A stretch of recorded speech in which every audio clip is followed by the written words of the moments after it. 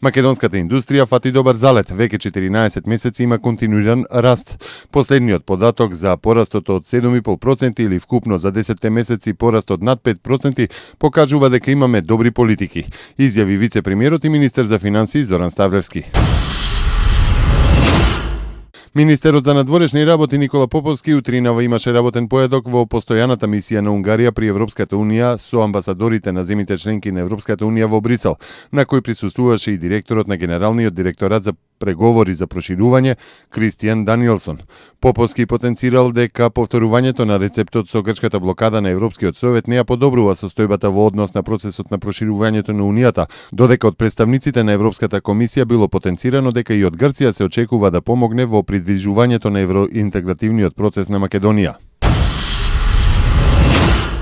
Полицијата покрена уште една кривична пријава против поранешниот градоначалник на Охрид Александар Петрески поради постоење основа за сторено дело злоупотреба на службена положба и овластување. Како што стои во соопштението од СВР Охрид, Петрески во периодот од декември 2012 до март 2013 година во својство на градоначалник на општина Охрид во пресрет на локалните избори 2013 противправно склучил 165 договори за времено вработување и вработувања со договори на дело без за тоа да постои било каква оправдана или издржана потреба. Тоа го сторил без претходно да има соодветни писмени барања од страна на раководителите на сектори и другите организацијски единици во рамките на општинската администрација, без да постои соодветна систематизација донесена во законски пропишаната постапка и без да биле обезбедени доволно средства во буџетот на општина Охрид. Со тоа пријавениот ги пречекорил границите на неговите службени овластувања и ги прекршил одредбите од Законот за работни односи, со што и нанел вкупна материјална штета на општина Охрид во износ од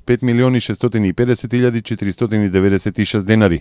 Од вкупниот број на изготвени и подпишани договори за времени вработување и договори на дело од негова страна на работни места со работни задачи и задолженија согласно подпишаното се јавиле само 23 лица, додека останатите 145 лица воопшто не оделе на работа.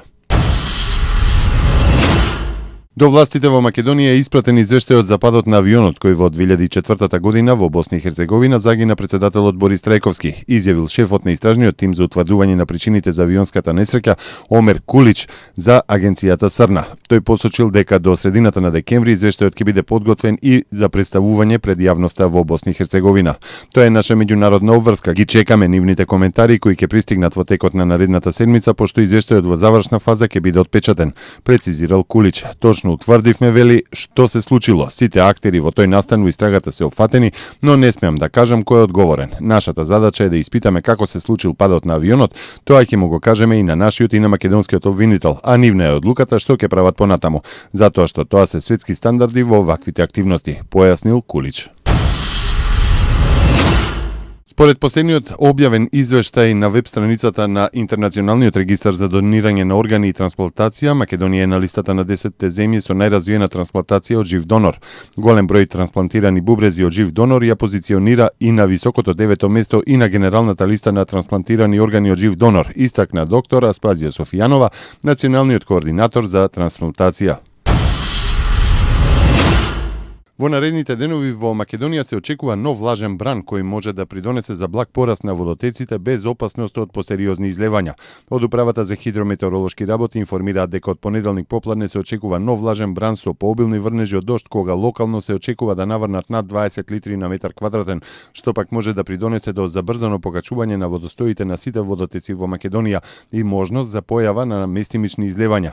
Во изминатите денови стабилното време придонесе за намалување на водостоите на сите водотеци во земјата и ослободување простор за примање евентуални нови количества атмосферска вода во речните корита.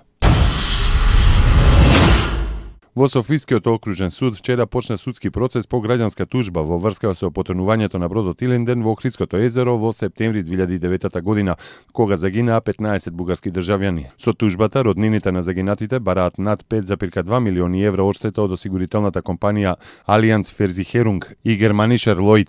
Тие во тужбата наведуваат дека причина за потонувањето на бродот се извршените промени во структурата на Илинден, пошто осигурителните компании оцениле дека бродот е безбеден. Грчката крајно левичарска партија Сириза има предност од нас 7,5% пред десноцентристичката Нова демократија и доколку во земјата денеска бидат одржани парламентарни избори, Сириза ќе освои 27,5 додека Нова демократија 20% од гласовите. Ова се резултатите од универзитетското истражување кое ги објави Грчкото национално радио.